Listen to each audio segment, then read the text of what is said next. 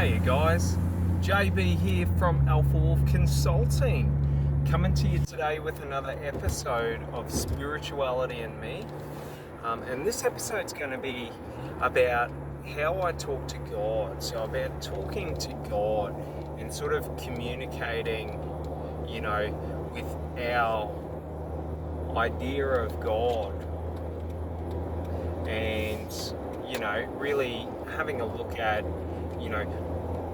what is like communicating or talking with God individually to each of us. What does it mean? And, speaking with God is a very, very personal thing that everyone does in any moment of life. We're just not consciously aware of it, or we don't sort of name it as God. We're talking to ourselves. But a key thing to understand is even in talking to myself, I'm talking to God, because I am God. Like we all are God.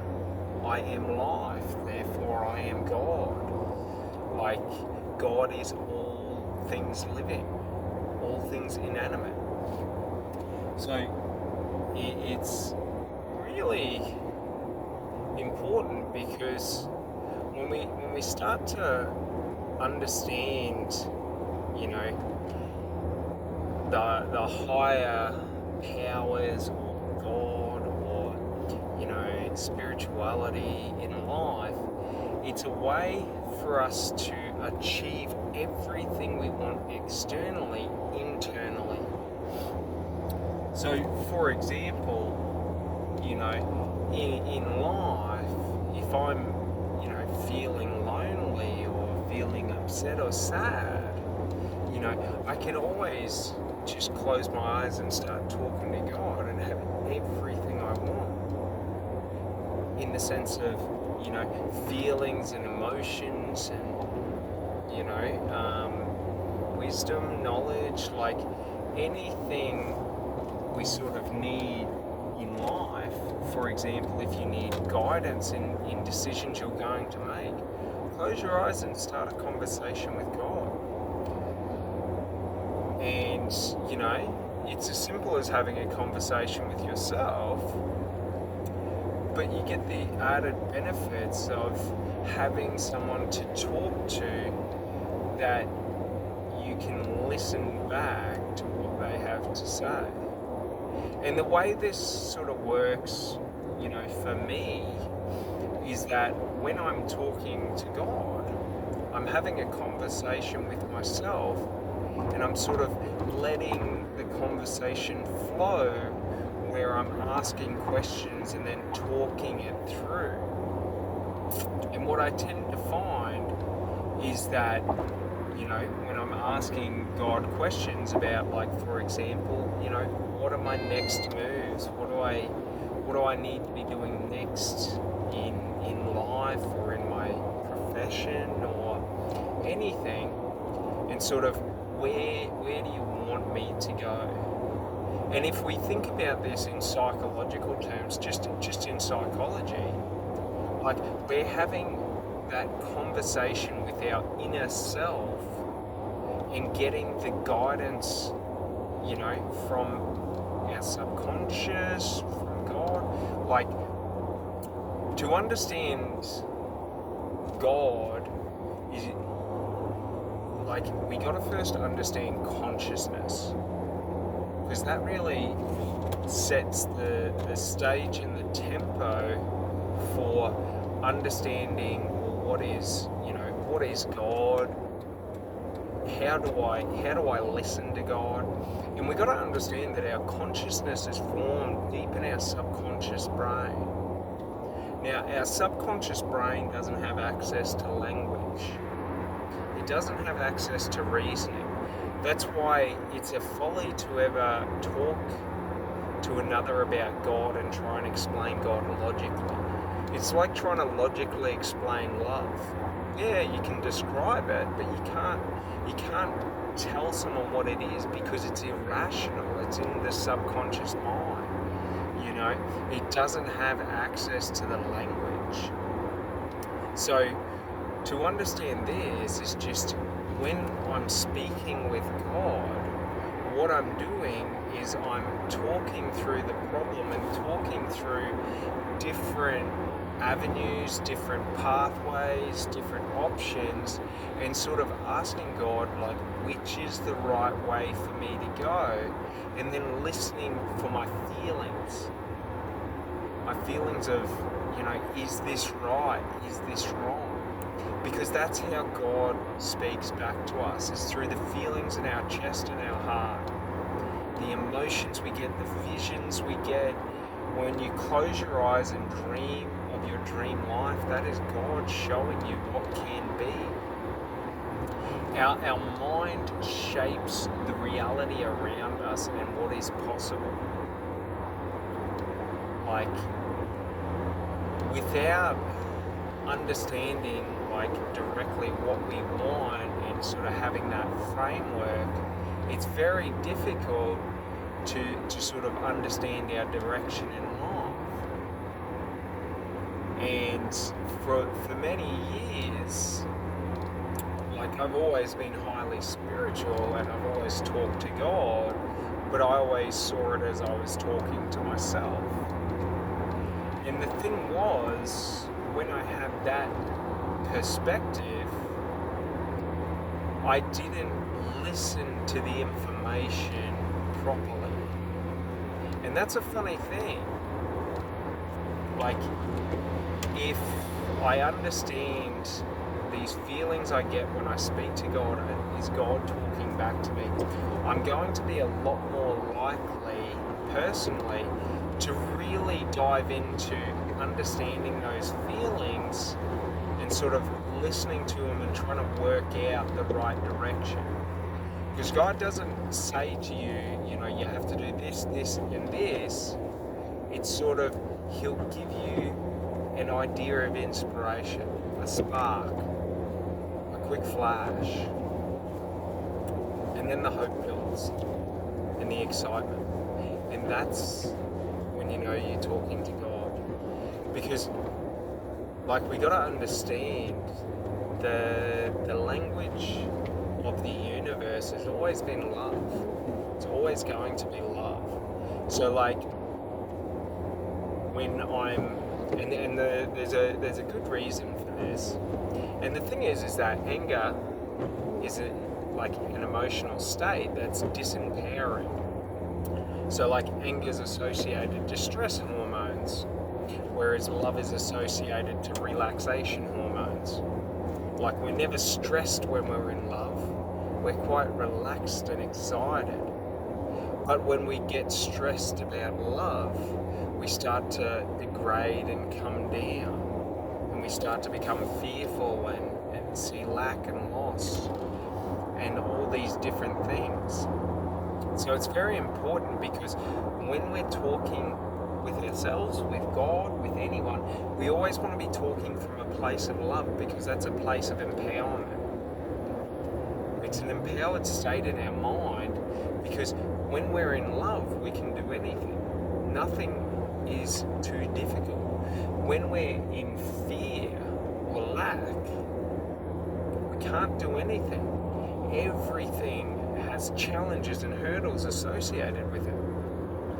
So just understanding the shift in perspective in our mind alters how our mind functions. That's why if you close your eyes and you talk to God, you'll always start to feel loving, and you feel really good about yourself, and you feel really good, and you'll feel empowered. And it's if you pray to God for strength, you will get challenges to build your strength. If you pray to God for financial wealth, you will get abundant opportunities to work through. If you pray to God for love, God will show you how to love yourself. And many times, in my experience, in my life, when I'm talking to God, when I'm in that conversation with God, like typically we don't quite understand, or I don't understand exactly in the moment what needs to be done in terms of, if I'm asking God, what are the next opportunities I need to look out for, who am I meant to be looking out for? Because you got to understand, when you get that instinct or that feeling like, I should talk to this person, there's an opportunity, or you get a spark of inspiration, maybe about a business idea or a personal idea, and you get that inspiration to talk to that person, like, we should always lean in and react to that and do that, because from my experience, that is typically when God is speaking to me. When God says, hey, go check this out. And it's not that those events work out perfectly, but there's always a cascading effect of different events and situations and circumstances that come up as a result of those interactions. And that's a funny thing I've sort of come to realize, is when talking to God, like, I have to listen, and then I have to try and understand, like what is the action I need to take when I get that inspiration, and how to take it. And then I just need to have faith and trust to go and execute. Now, a funny thing is like, in my life, nothing is ever simple or easy. In terms of, to me, it's simple and easy, but typically I take the longest path to my destination. Life's about the journey. So like, in business and career, I will always choose to build slow and long. To build the foundation solid means the building will last. So, like, but it's not my natural instinct to do that. Like, I always want to do that, but I also want it immediately. And that's the thing to understand, is that with God, when we're saying, I want to do this with my life, I want this, I want this, I want this, well, there's no time frame to getting it. We can have it today, or we can have it in 2 years. But there is an amount of work and effort required to build it up. Like, you don't just go into sales and say, God, I want to be the best salesperson, and then tomorrow you're the best salesperson. No, God will inspire you and give you information to become the best salesperson. God will give you events. God will tell you who to talk to. He'll give you lucky feelings. And this is really important to me, because the more I sort of focus in on spirituality and sort of talking to God and trying to align myself to the universe and the universe's will, it really sort of challenges me through having to be patient, through having to believe without sight. And it's a funny thing, because so many days, I feel on top of the world, and then a couple of, the next day, I'll start to feel doubt. I'll start to feel, like I'll second guess myself, or, I'll start to, think, oh, maybe this won't work, maybe that won't work, maybe I have to do this or that, maybe, and it's funny because, like, I was talking to God, yesterday, and really having a conversation with him just around some things that I'm doing personally in my profession. And sort of, it's funny because the conversations I was having were the same conversation again and again and again. Am I on the right path? Am I taking the actions I need to take? Like, am I doing enough to be able to get where I want to be? And sort of what I realized was that, like, you know, God's already proven, that he's speaking to me. Like, I already know this in my heart. And it's sort of the realization I had is that, like, ye of little faith, you know, like, imagine this: you hire someone in a marketing company, let's say, and they come to you every day and they say, am I doing the right thing? Am I doing enough work? And they're constantly doubting what you've said to them. So you might have told them, yeah, you're doing a really good job, you're killing it, and then they're constantly doubting it. And it's sort of like, what I realized in my own life was that, like, I was speaking to God, but I wasn't believing it,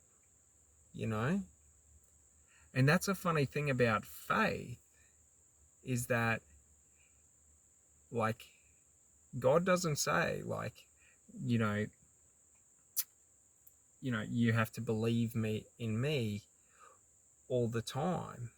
But it's sort of like, if you believe in my word, if you believe in me, like, you have to have faith without sight,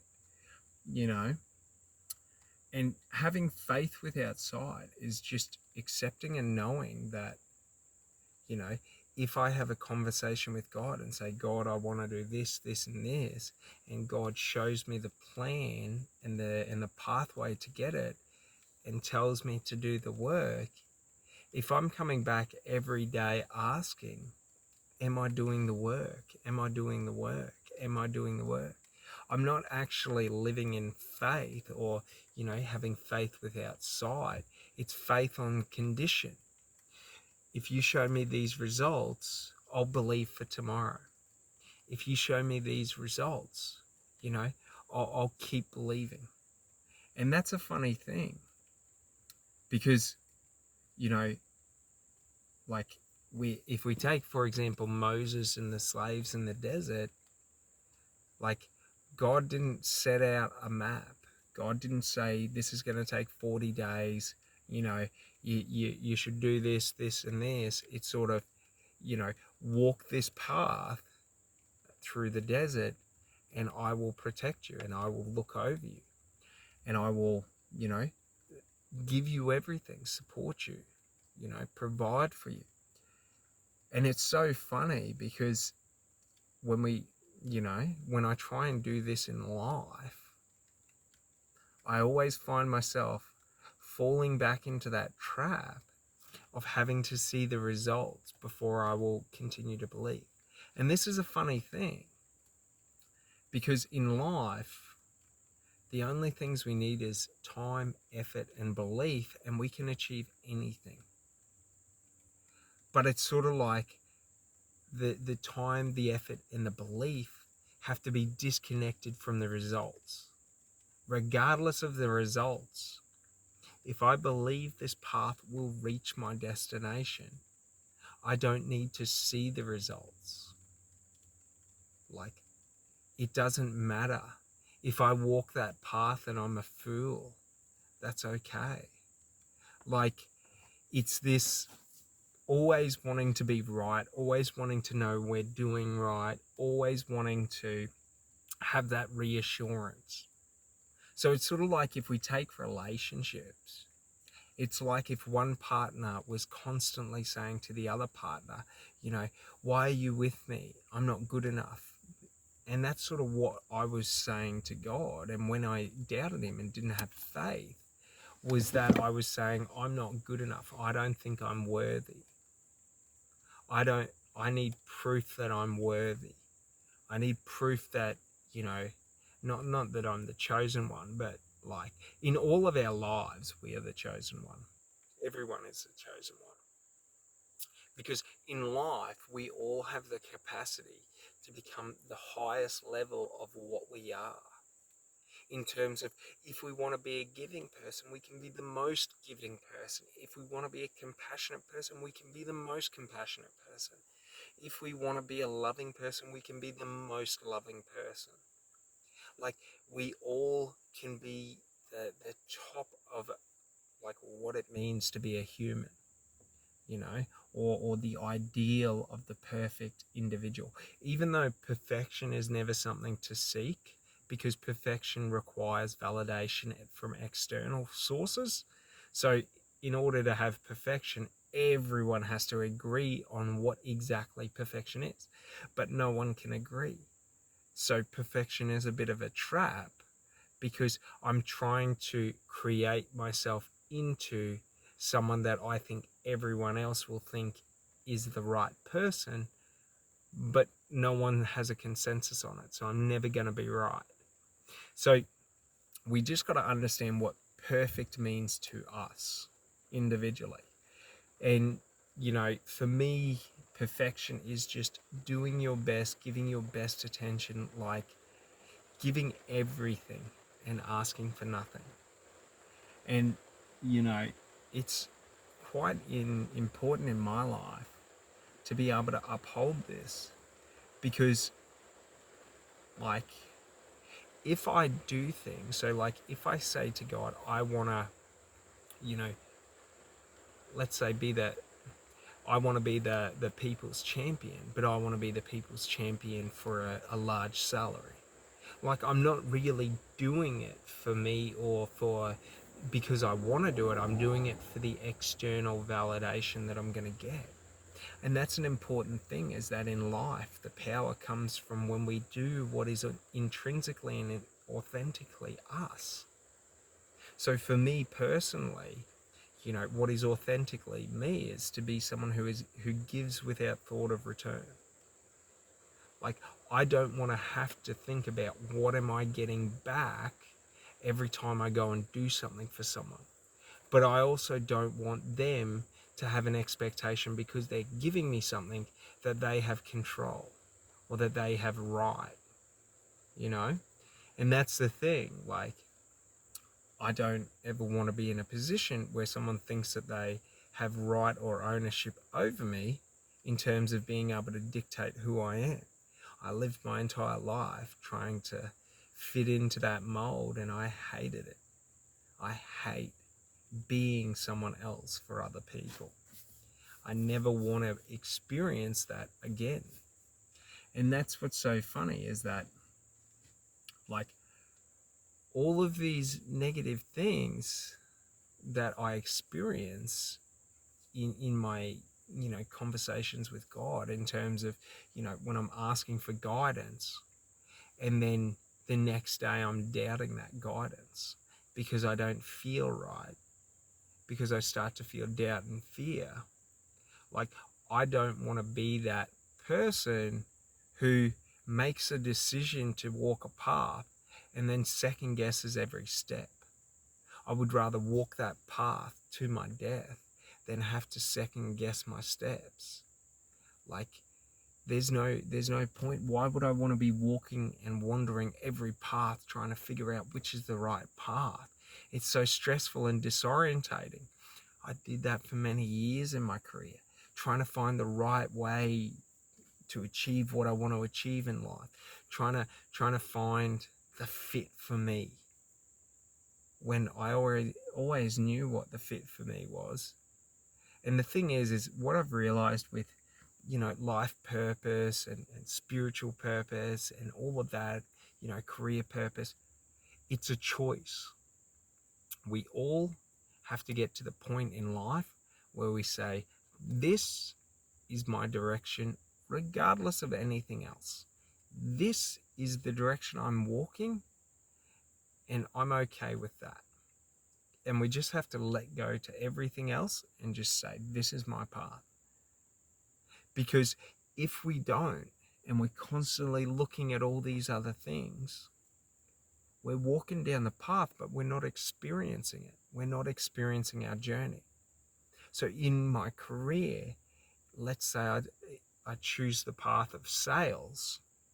If I'm constantly wondering what marketers are doing, what stockbrokers are doing, what this, what that, what philanthropists are doing, and I'm constantly worried about all of these things, I'm not actually able to experience and enjoy the path that I'm on, this path of sales. So it's very, very important, because the whole purpose of life is the journey. Like, if the purpose of life is a good life and to die, as soon as you hit your peak, what you think your peak of your life is, go kill yourself, because life is only downhill from there. That's the problem with trying to win at life. Once you reach it, what is the point to continue? It's sort of like if you're a professional fighter and you become the heavyweight champion of the world. Well, wouldn't you retire the next day? Because it's only downhill from there. Like, yeah, you might have 3 or 4 years where you defend the title and you hold it, but it's only ever going to be taken from you. Do you sort of see, like, if we put our highest value in life on the destination, where we're trying to get to, and that becomes the be all end all, once we achieve it, life loses all meaning. So the thing is that it's not so much about the destination, but it's more about the journey. We don't hike to see the sights. We hike for enjoyment, and seeing the sights is the bonus. So it's sort of like, if I only ever go out hiking to see, these, views and things like that, or to see these amazing places, once I see it, it's done. I'm done with it. So sort of, if I'm there and I'm looking to experience these views and experience these places, well, that's going to mean that when I get to the place, I'm going to hang around a little bit longer. Have you ever noticed that when you go to a national park or something? People walk up to the view, take a 10-second look around, turn around and walk back and leave. Because that was the whole point of their trip, was to see that view. And once they saw that view, it's done. So it's sort of like we're negating the journey to see that view, and we're valuing the view over the journey. And the problem with that is the journey, we don't take any notice of anything. We might be on our phone, listening to music, thinking, doing stuff, but we're not focused in on the surroundings, the trees around us, all the beauty. We're not focused on the smells, the sounds, the other people. So when we're missing out on all these layers of experience of life when we only focus on the destination.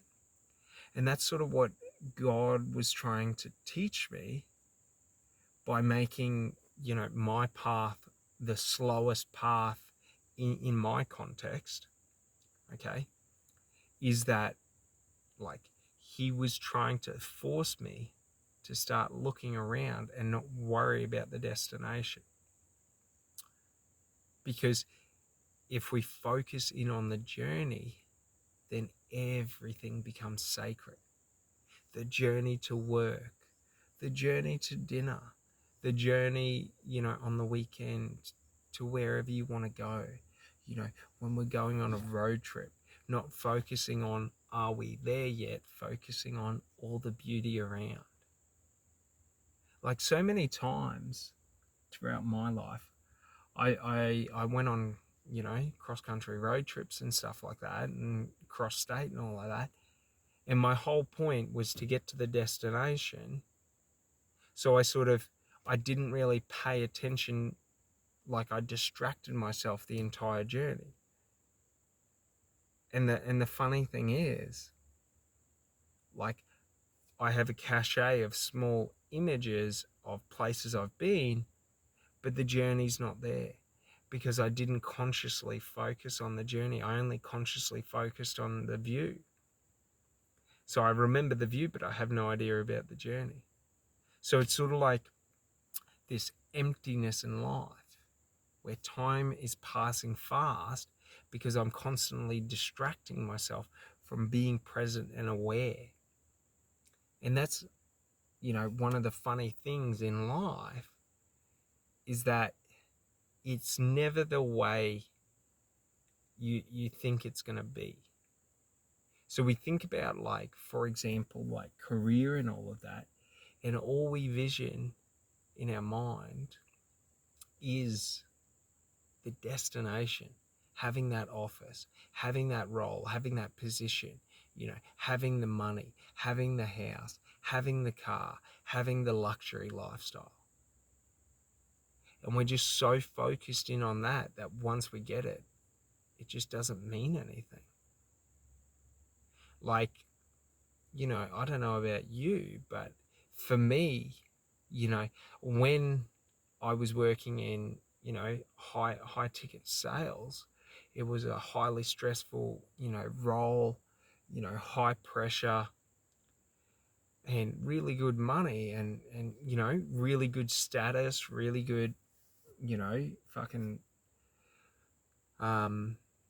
employment title or job title, like, everything sounded good. I had nice things. I lived on the beach. I did this, I did that, but I had no freedom. I had no joy. All I had was stress and worry and anxiety, and I had to force myself through life.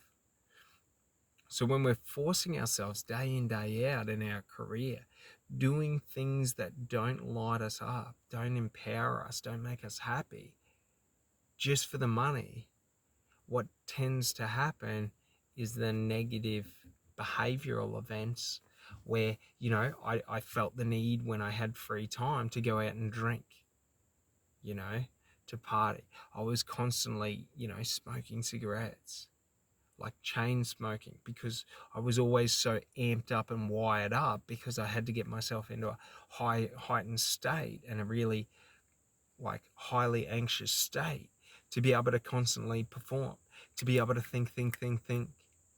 And nowadays, just the thought of having to do that exhausts me because, like, in my mind, I would rather kill myself than do that, than spend 40 years living a life I hate just so I can have things that I don't want, so that I can feel good about myself, And that's a funny thing because, like, it's not that, money and all of that is bad. That's not the thing. Money is a resource like water and food. Water and food aren't bad. But the problem is when I use money to not empower, but to make myself feel better. When I use money as a metric of my success, money becomes toxic because money becomes the standard of who I am. How much money I'm making, how much money I have, the things I have, all become a reflection of how good I am. Whereas in truth, it should be my happiness, my work-life balance, my joy. Am I doing what I want? Am I experiencing life how I want to experience it?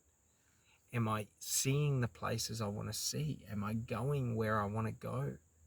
Am I around the people who light me up and inspire me?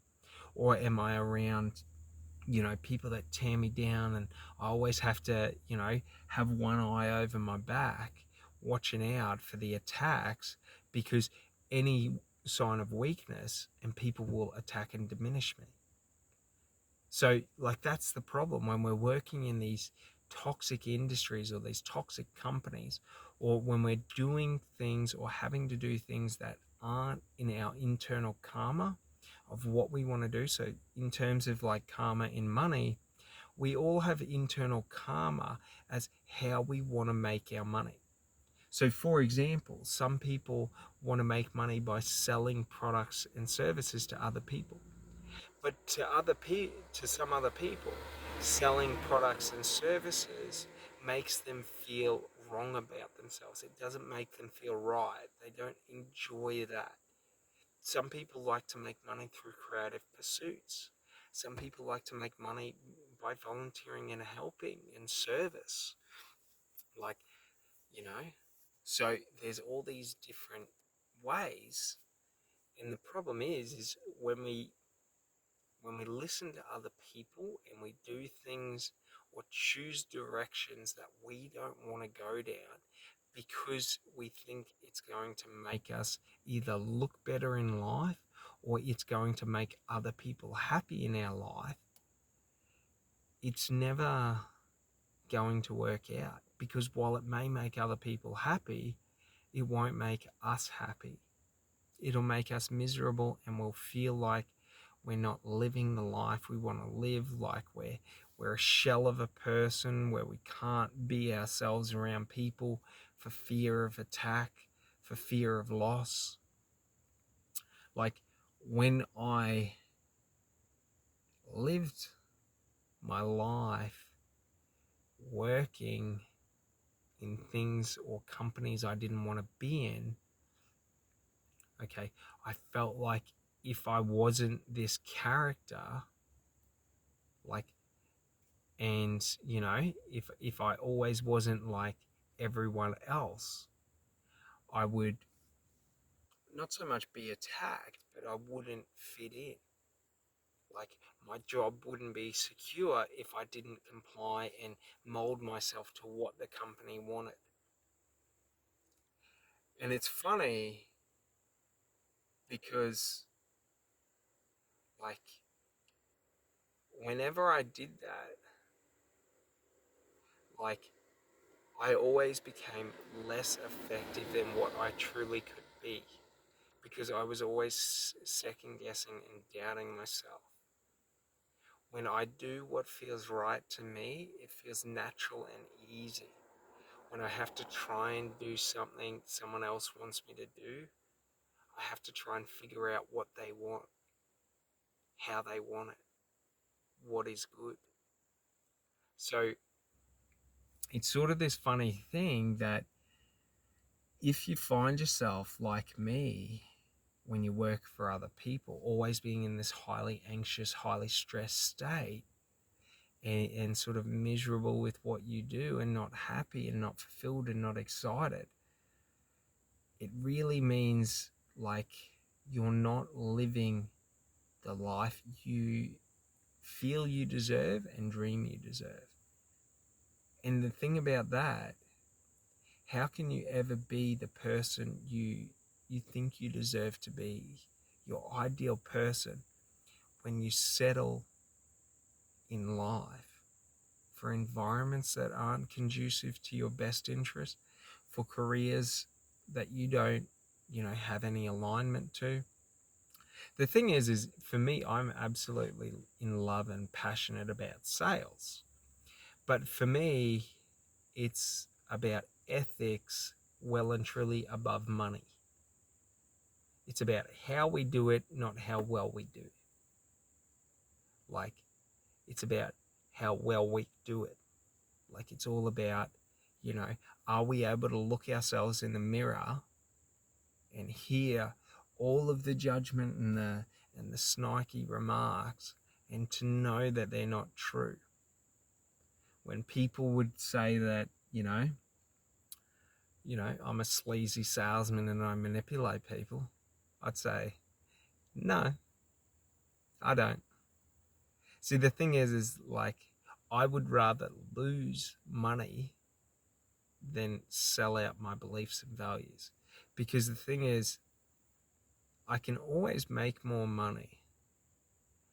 But once I lose my sense of self, it is devastatingly hard to rebuild that.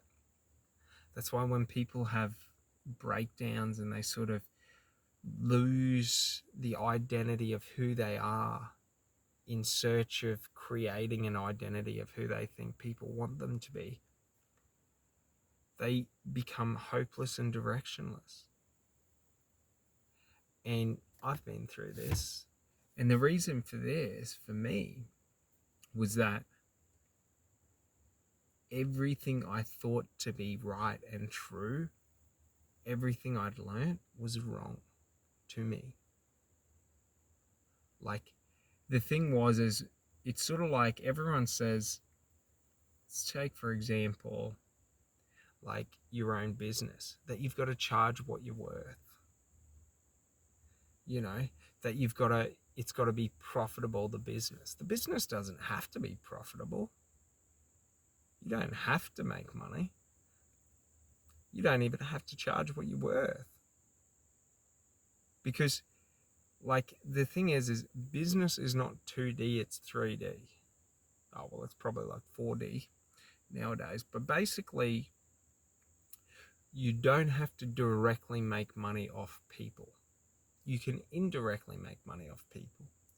You can provide goods and services free of charge.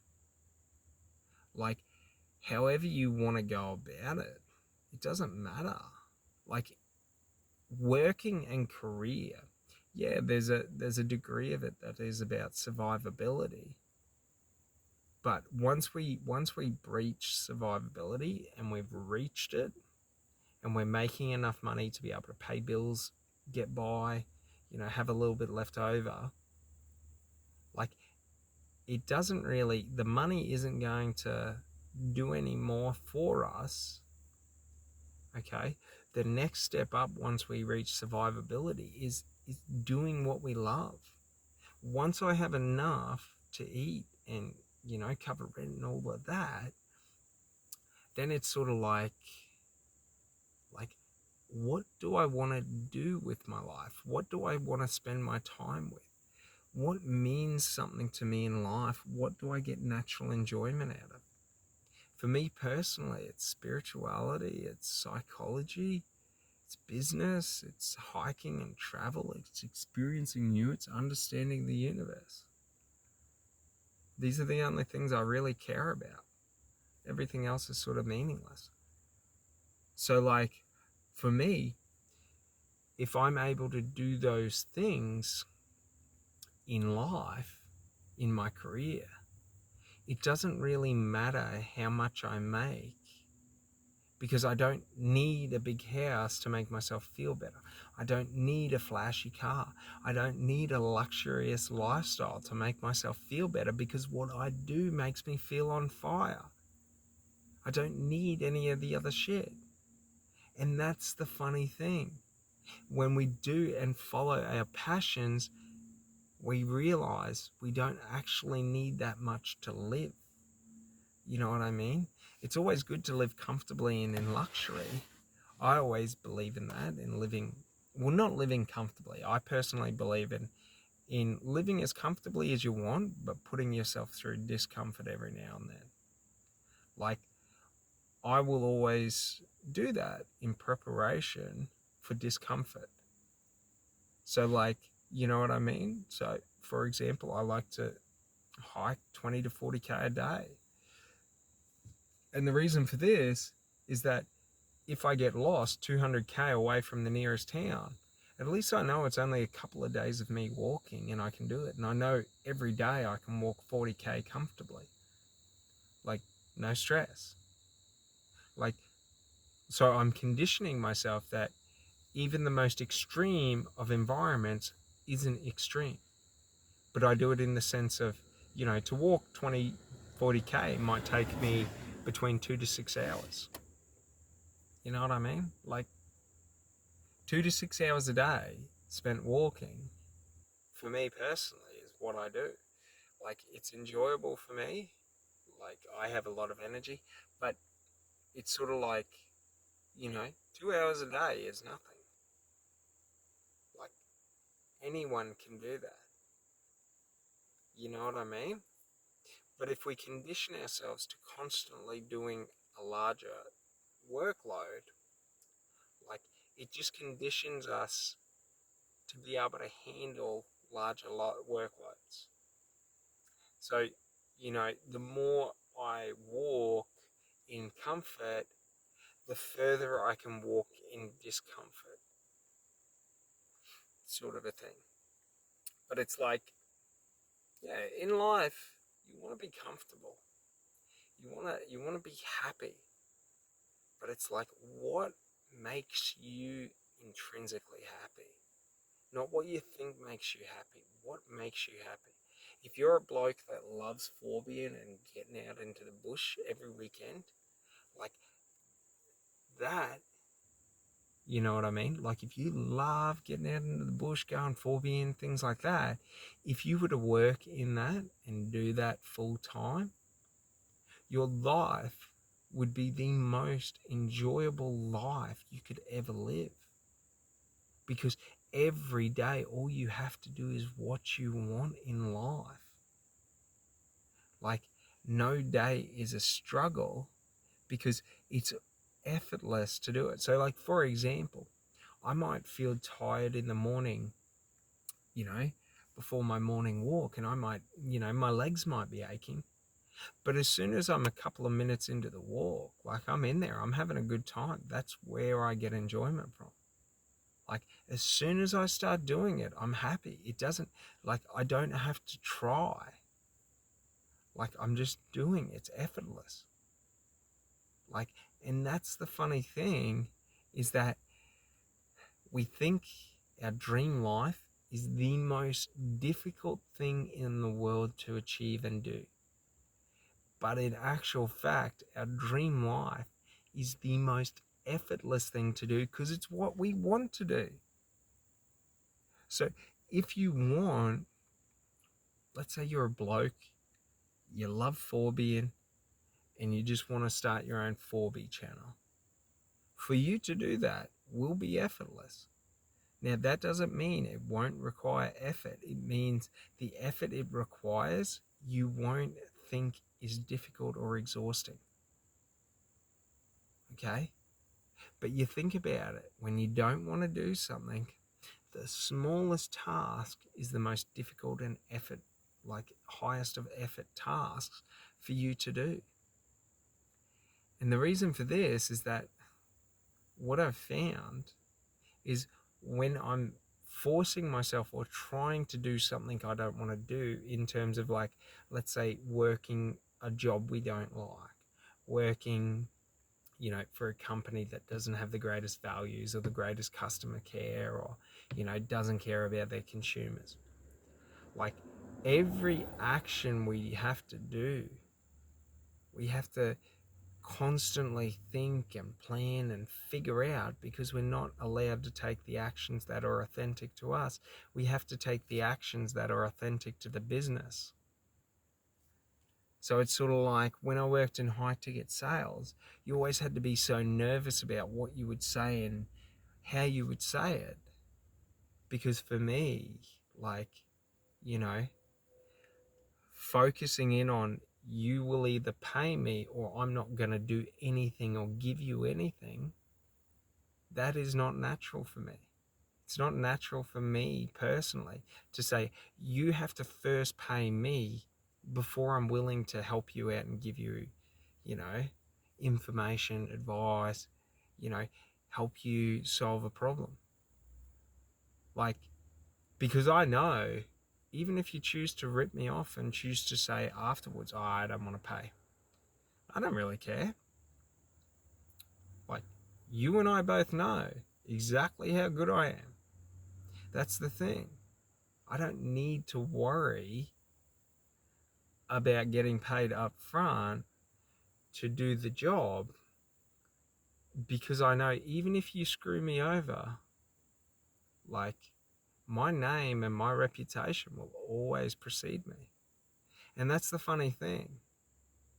So, in my own life, that's always been my number one. Well, my number one asset is always knowledge. And then my number two asset is always my ethics. I will always seek knowledge, but I will never lower my standards. I will never lower my values of what I personally think is right, what I think is, valuable. what I think is acceptable and unacceptable. Because like many times throughout my life, I have experienced and been exposed to some, not the worst people in the world, but just greedy, narcissistic, arrogant, people that don't understand the value of a customer. So they look to maximize every dollar out of that customer, and they don't really care about return business. Because when you look to over maximize, so if you come into a shop that I own and I look to take every penny from you and sell you every product, you're probably not going to come back. Because the thing is a lot of the products that I sell you, I'm going to have to forcibly convince you why you need them through manipulation or through not persuasion but pressure. And that's a funny thing, is that when we look to get the instant returns before we've taken the action, and many of us do this, this is something I fight through in life, is even though I consciously understand and have experienced the process multiple times, I still, upon starting a new project, want that project to succeed within the first couple of days. And it's a hard thing, and it's a hard sort of cycle to break, because it's not natural in the business world, in society, for you to put in work and not get a return immediately. That's like buying a product and waiting for it to be shipped. Our society has shifted the expectations to always instant gratification. And this is one of the challenges that is going to come up in the next 5 to 10 years. Everyone is going to be so accustomed to instant gratification that they have an inability to do any work without prior payment, to do any work without prior recognition, to do any work without, prior results. And it's a funny thing, because especially when I personally talk to God, that's a lot of what God sort of informs and warns me, is that you can take the easy way and try and push for instant results, but you never learn the right way. So it's sort of like, I could go out and try and find the best bait, the ideal bait, the ultimate bait to catch the fish, but it doesn't mean it's going to work. Many of the times, the easy way is always a scam, because people lie to you. They don't tell you the full details. They don't tell you what it actually is going to entail. And the funny thing is, if I just go down to the riverbank with a shovel, a bucket, and a fishing rod, I can just dig up worms, and I can sit down there for hours. It will succeed. It's a funny thing, because I have many friends that go out fishing and they tell me that they don't catch things, and that they struggle to catch things. And I've never really understood this, because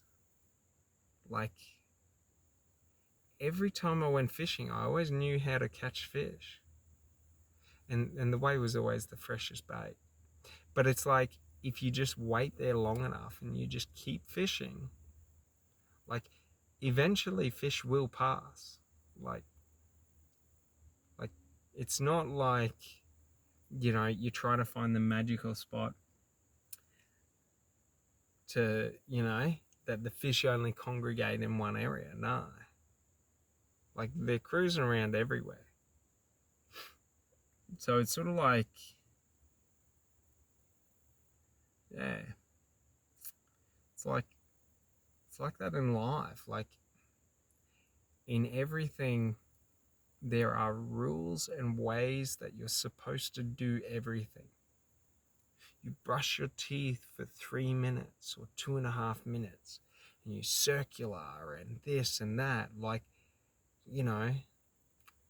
if you want to be successful in business, you have to get up at 5 a.m. You have to meditate, journal, blah, blah, blah. Like, none of it works. The funny thing is if you believe it works, it works. If you don't believe it works, it doesn't work. Just to the same when you're talking with God, if you believe you're talking with God, you will feel empowered and have direction. If you don't believe you're talking to God, you won't feel empowered. You'll still feel confused, and you'll still have no direction of travel. And it's sort of like, if all it takes is me to believe, right, and then take the actions and put the effort in and give it time, like, it'll always work. That's the secret to life. In anything, if you want to manifest it, imagine it in your mind. Feel it in your heart. Feel what it would feel like. Now, when I say feel what it would feel like, if you want to feel abundant, well, what does abundant feel like? Abundant feels like no worries about money, no worries about tomorrow, no worries about next week, no worries about next year. Just focused in on the moment and what am I doing to progress myself forward. If you want to feel love and you want to imagine your dream partner and then feel that love, like, what is love to you? What is that feeling you're chasing? And when you understand that, when you meet the person that you're meant to be with, you will feel that feeling instantly. And that's a funny thing. Because, like, that is the understanding on manifestation, is everyone says you've got to believe, like, you've got to feel it and you've got to visualize it. But there's a couple more. You've got to believe that it's already happened and will happen. Think about it like this. Let's say you're starting a marketing company. Millions of people throughout history have done it. Like, it's real. It's been achieved. You can achieve it. It has been achieved.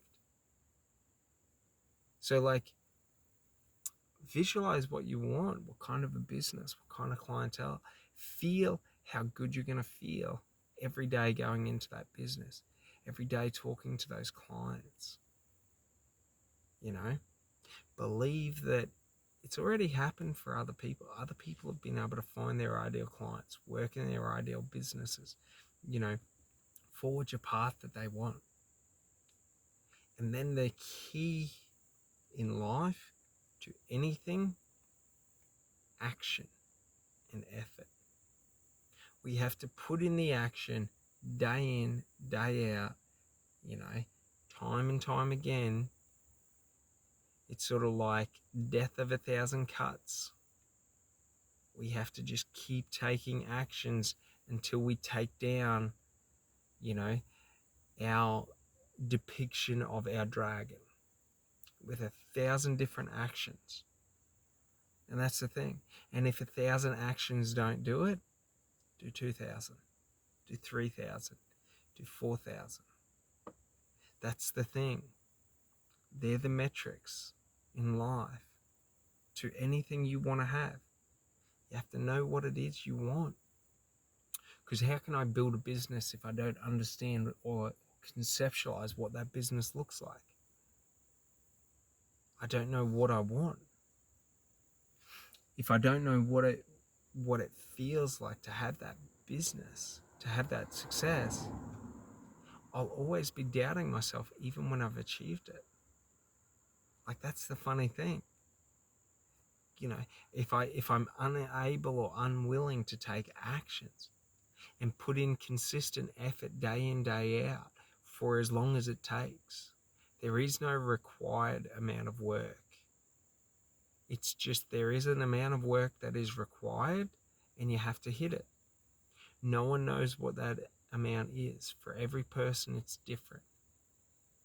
So, like, when we understand these things, these become the framework of understanding how to talk to God. You know, when I'm asking God, you know, for guidance in my career, I have to close my mind and imagine, what does that career look like? And ask God, what does it look like? And start to build out that framework of what it looks like. Build out the foundation of, you know, what is the day-to-day? What is the business name? What is the product or the direction? And all of this. And then I have to start to feel it. And especially when talking to God, okay, I have to believe and feel that God is talking back to me. Because if I do, I get all the benefits. If I don't, I will always feel like an imposter. The thing is we all talk to God all day, every day, all the time. You can be an atheist, you still talk to God. God doesn't care. God doesn't care what you believe or who you believe in. If you're talking to Him. Even right now, like, I'm talking and recording, but the trees can hear me, the grass can hear me, the energy around can hear me. I'm not just talking to myself. I'm not disconnected in life and moving through as an individual. I'm an individual who's connected to everything. That is how we all are. And if we want to, you know, self-elude ourselves and say that I am just a man disconnected from everything, part of society but disconnected from nature, disconnected from the universe, disconnected from life, I am just a man. If we want to let into our ego and think that way, that is great. But just understand, like, even if you think that way, you're still connected to God. You're just pushing away all of the benefits, all of the wisdom, all of the guidance, all of the support. And you're trying to disconnect yourself artificially from something that you have no idea how you're connected to it, because it sits in the back of your subconscious. Do you understand? So, like, the next step, after we can visualize the conversations we're having with God, after we feel and believe the answers we receive from God and the guidance, we now have to take action and put in effort. And God never tells us how much effort it's going to take to achieve the result. But God promises us, if we take the action and put in the effort, the result will be ours. And it's proven throughout history, throughout life, throughout every sector of life. There is proof that, like, we are all working with God in every moment, because in any moment we are never even slightly disconnected. So, like, similar to your body, right? At any given time, no matter the strain on my mental aptitude or my physical exertion, I am only ever giving out 10% of my true nature. So I may feel that I'm lifting and I'm lifting this heavy weight and I'm destroying my body and I'm giving everything, and it's only 10%. It's only ever 10%. So like, we got to understand that, like, when I try and disconnect myself from all of my external environment, it's like that. I'm only experiencing 10% of life. I'm foregoing every other experience for just that 10%. So I can go and drink on the weekend, so I can listen to music, so I can go and watch movies and waste my days away wishing and hoping for better. Wishing and hoping that my life will become my ideal life. And it's funny, because for so long, I believed that trap. I gave into that trap. And the funny thing is that once you start taking action towards what you want in life, you start to become fired up in life, and life starts to have all this meaning, all of this purpose. And then it doesn't need to be wasted away. I don't need to waste my time, watching movies to try and make myself feel better. I don't need to waste my time working to buy things that I do not need. I do not need to waste my time trying to be around people who never wanted to be around me in the first place. Like,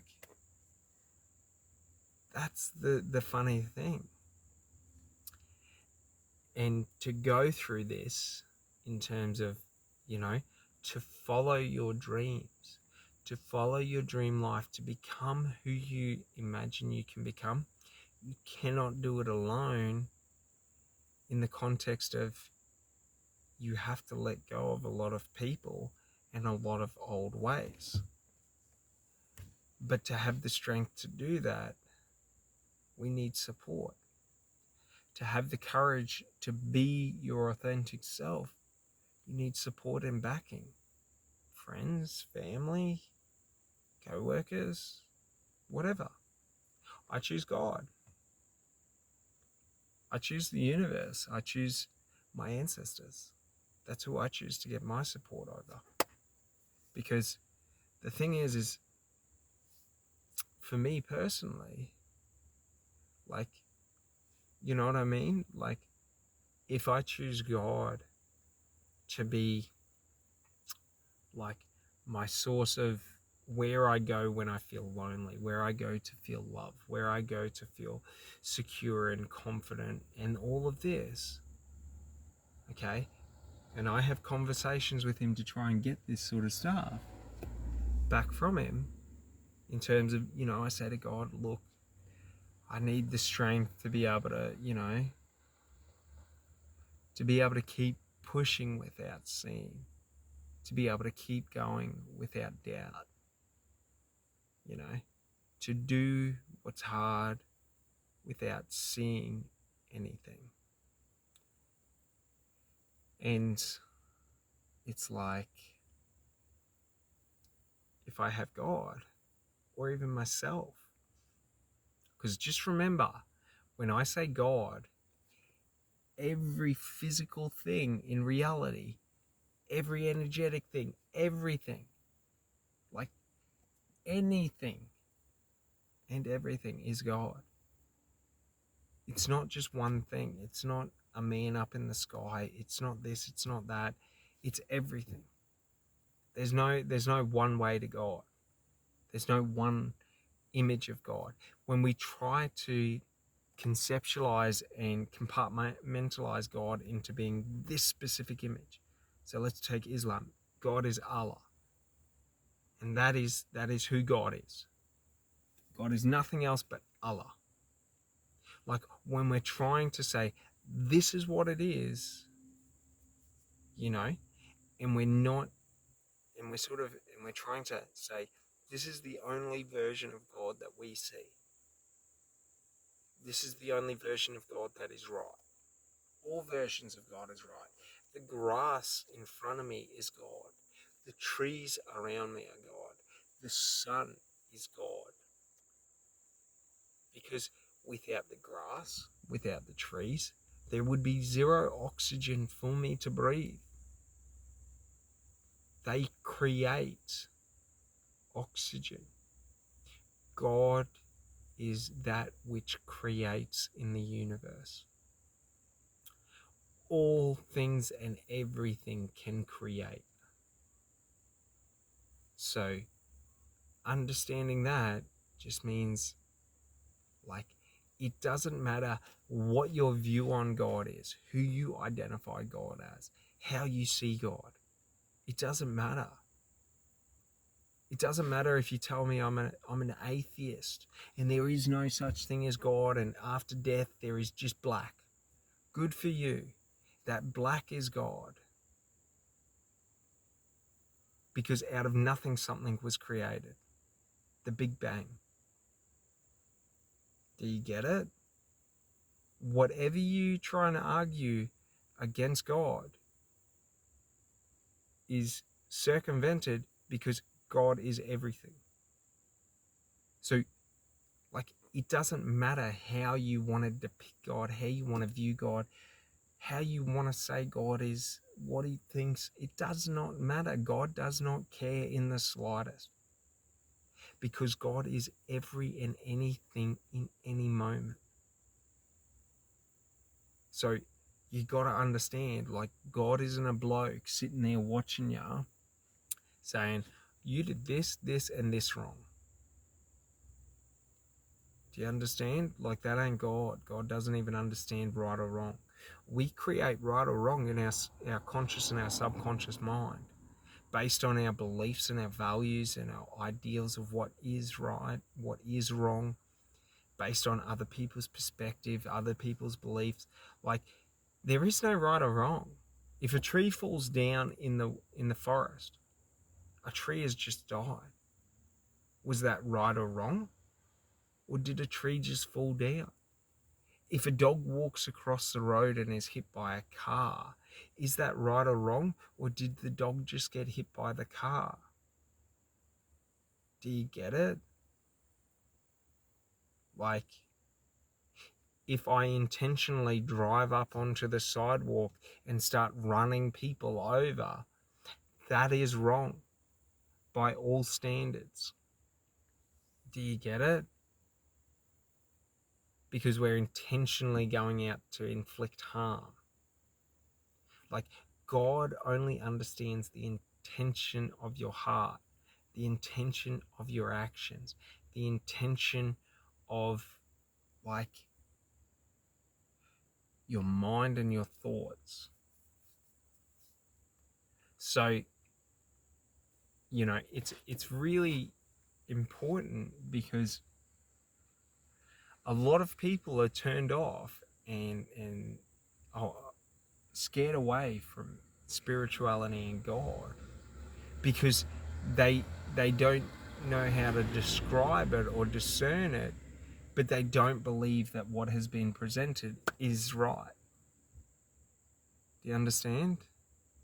All paths are the right path. All actions are the right actions. All effort is the right effort. Like, all beliefs are the right beliefs. It doesn't matter.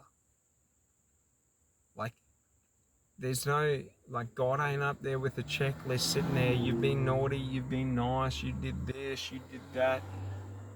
What it means when you die, okay, heaven is you experience every amazingly good deed you ever did.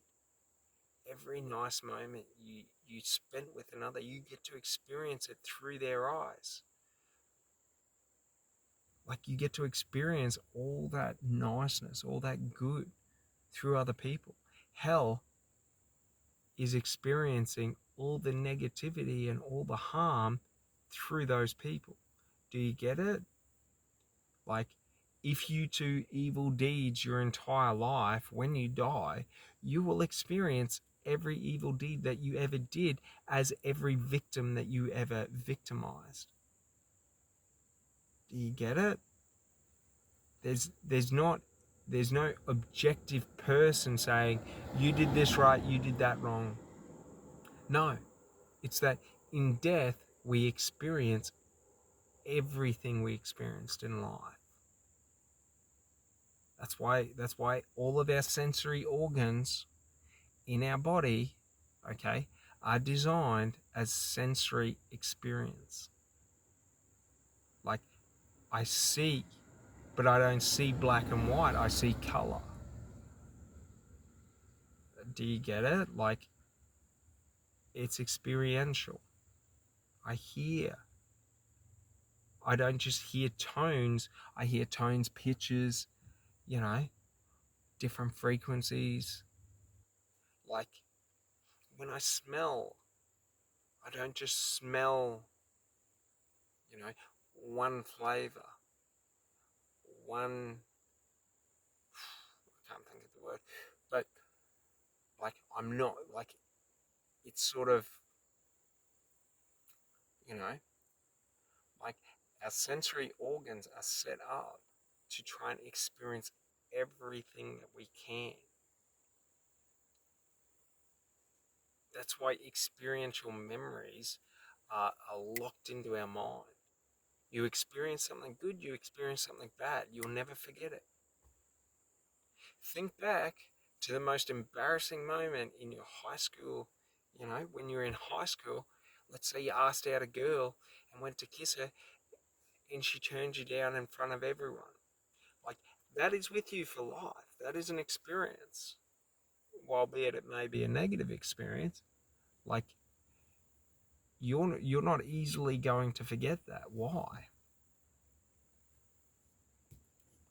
Like, that's the thing. Like, our memory understands through experience, but it sort of understands through our meaning and our emotion as well. But it's sort of like, the whole point of life that has become apparent to me through conversations with God is that the point of life is that we are God experiencing life as God. So we're experiencing every other life form as God, but we are not consciously aware of this. Have you ever noticed how nothing we as humans can do will ever match the beauty of nature? When you look at the intrinsic detail of insects, when you look at leaves, at trees, at snowflakes, when you look at the moon, at the stars, nothing we could ever do would ever even come close to the majesty and beauty of the natural world. Like, why? Because everything is God, and everything seeks to be experienced as God. And it's really funny because it's in this realization that spiritual liberation happens. When we're able to have conversations with others and then pull ourselves into the present moment and experience what that other person is saying with the realization that they are a form of God speaking directly to you, it changes the way you communicate with others, changes the way you see others, because now they are not just another, but they are another aspect of God. All right. Well, I'm going to leave this one here, and I hope you guys enjoyed it, and I'll talk to you later. All right, bye.